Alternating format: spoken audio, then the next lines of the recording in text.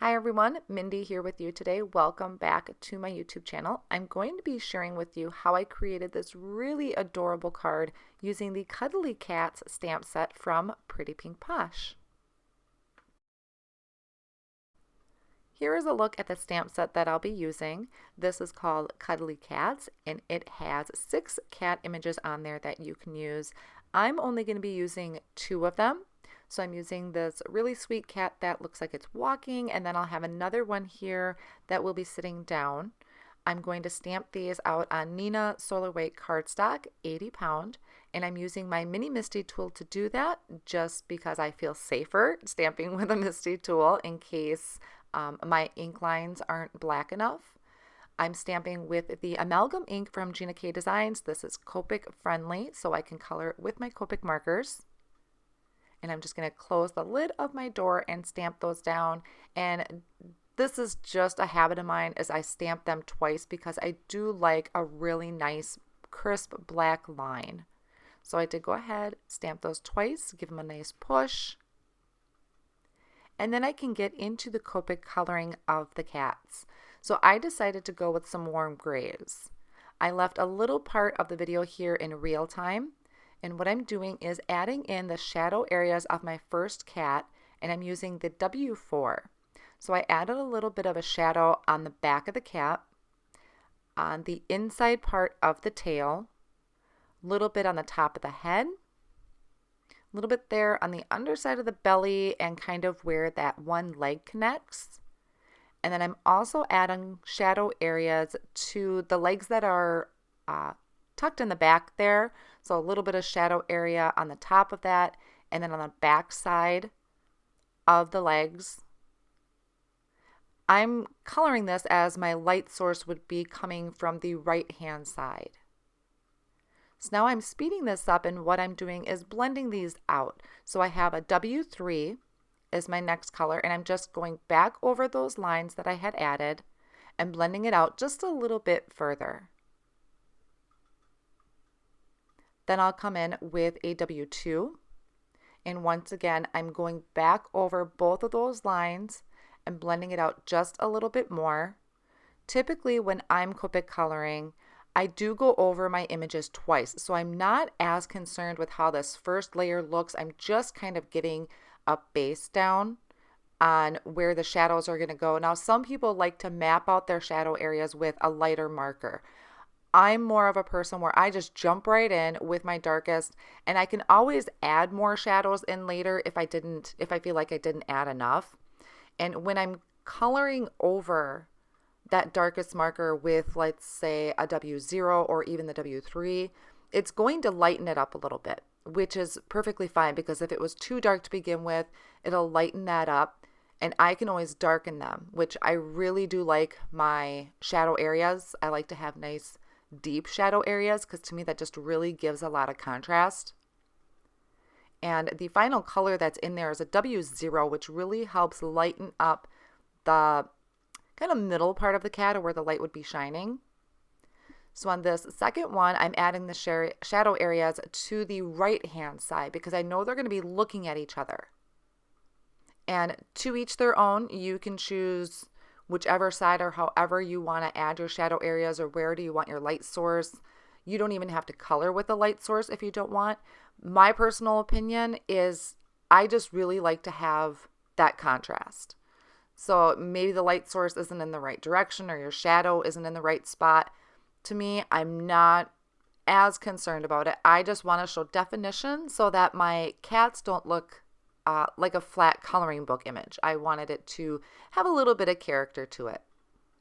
You could also add spots to your cats, or if you wanted to color them gray or black or orange, add some stripes for a tabby cat. I'm just keeping these a really simple kind of one color. And I did add a little bit of pink to the ears and the cheeks. For the background, I'm going to be using some Bristol Smooth cardstock so I can do some ink blending, and that was just a look at the stencil that I'll be using. Before I work on my stencil, I want to create the back layer of a brick wall, so I'm using Hickory Smoke Distress Oxide. That's going to be kind of the cement portion of my brick wall, the gray cement. And I'm using a 2-inch piece of masking, that's Post-it tape actually. It's a 2-inch roll that I have. And I'm just masking off the top portion of what my wall is going to be. So the top half is going to be my sky. The bottom half will be my brick wall. And I'm just coming in and adding that Hickory Smoke Distress Oxide. And you can see with Bristol Smooth cardstock, this blends really, really well. It stays wet a little longer, so you want to be careful with your fingers and not get it in the ink because it will smudge it. So I have my first layer down of my brick wall. And I'm going to bring in Aged Mahogany with my brick wall stencil. And I'm just placing this right over the top while I still have that top area masked off. And I'm going to hold that down with some purple tape just right onto my glass mat here. That way nothing is going to move.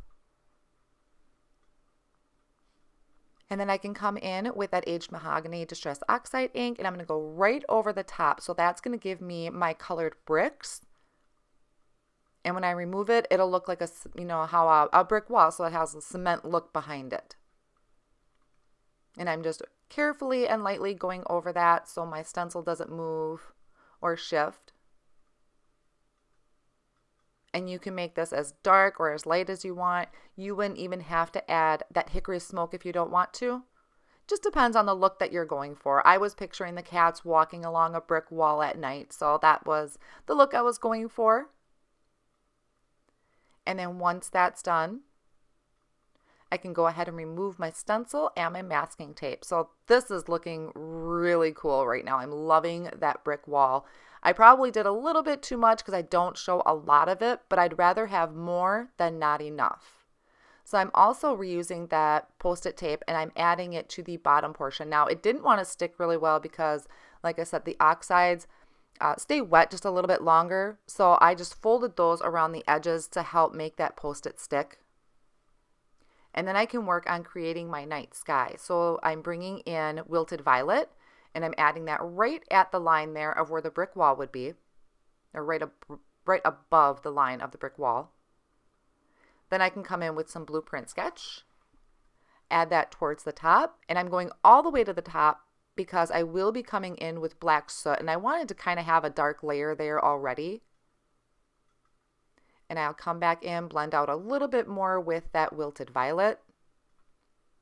And then bringing in the black soot to kind of finish off the night sky look. So if you have an idea where you want to die cut out your shape, that also helps. I knew mine would kind of be off on the right side corner, so I want to make sure I'm leaving all three of those colors visible there. Then I can remove that Post-it tape and I have this great sky. Now you could splatter this with water since Distress Oxide does react with water, but I'm leaving it just as is. This is the Stitched Stars die from Pretty Pink Posh. And I'm using a piece of 4 1/4 by 5.5 inch white cardstock that I'm going to die cut this from. And I'm leaving some overhang. I'll just hold this in place with some purple tape to make sure that it doesn't move and it's positioned exactly where I want it to be. And that is going to be the front panel of our card. So I did also go ahead and die cut the Cuddly Cats out with their coordinating die. And I'm just lining up where my brick wall is going to be. You can see it was a little bit too high. So I'll fix that here in just a little bit before I attach anything. I want to get my sentiment on the front of my card. So I'm using the stamp set Simple Sayings Life. This has a really cute sentiment on here that says you make life fun. And I thought that was just a really nice general sentiment. So this could be a Halloween card, you make life fun, or it could be just because. It doesn't necessarily have to have a purpose. So to me, it's a very versatile stamp set. And I'm just laying that front panel down in my Mini Misty. And this is a trick I had found watching some other YouTube channels as I'm taking a piece of, this is actually a card protector pocket that I have. You could use acetate, you could use, anything clear like this. And this is helping me figure out if this is going to be straight. I love the sentiments from Pretty Pink Posh, but sometimes with these cursive sentiments like that, it's hard to see if they're straight even with the grid lines. So this, I can stamp it on that plastic and I'll have a good idea of if it's straight, if I need to adjust it. Now here, I kind of thought I needed to adjust it. And this is the great part. You just wipe it away. So I wanted to straighten that out just a little bit more. So I'm redoing that sentiment, lining that back up in the corner. And then I'm going to give this another practice run before I stamp on my actual card. And I really apologize for the shaking. The way my camera mount is, it's really hard to not shake the table. So I apologize for that little bit of shaking you're seeing. So I'm really happy with how that is stamped out now. So I'm going to wipe this clean and I feel good about going right to my card now. I think that's pretty straight. And I was actually going off of the first line of the sentiment as kind of what I was eyeballing, what was straight. And then I can just stamp that down. And of course, double stamp because I like my nice bold black lines. So my front panel is done. And now I need to fix my ink blended panel. So you can see that this is a little bit too long and I'm going to actually trim off that bottom portion. Just so that my brick wall is lined up in that window where I want it to be. So I'm just cutting about a 1/2 inch or so off of that. And then that's going to line up nicely. I'm going with the bottom of the card. That's how I'm going to line it up. Now, what I wanted to do is I wanted to give this card some dimension. So I'm going to go around the entire back of that front panel and line it with some foam tape. So I'm just trimming a bunch of pieces down and I'm going to get all those nooks and crannies lined up with the foam tape.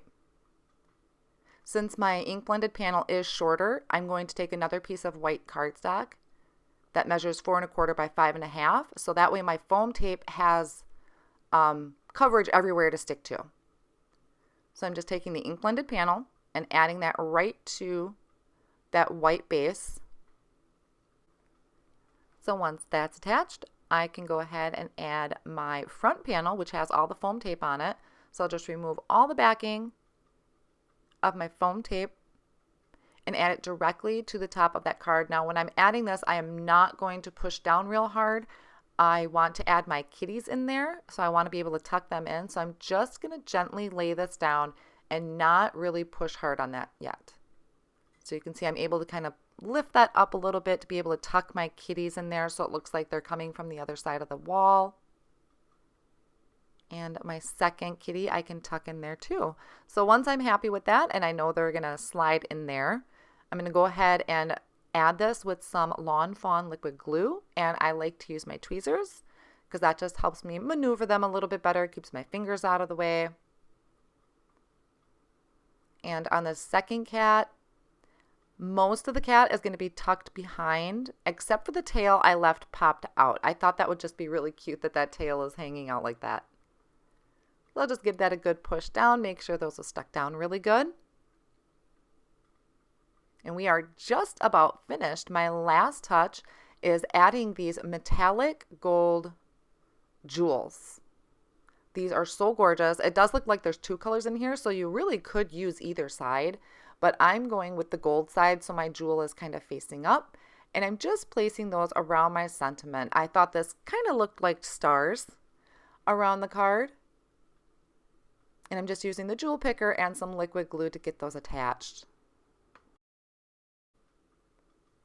So that will finish up the card for today. I really hope you enjoyed this. If you did, I would appreciate a big thumbs up and subscribe to my channel if you haven't already done so.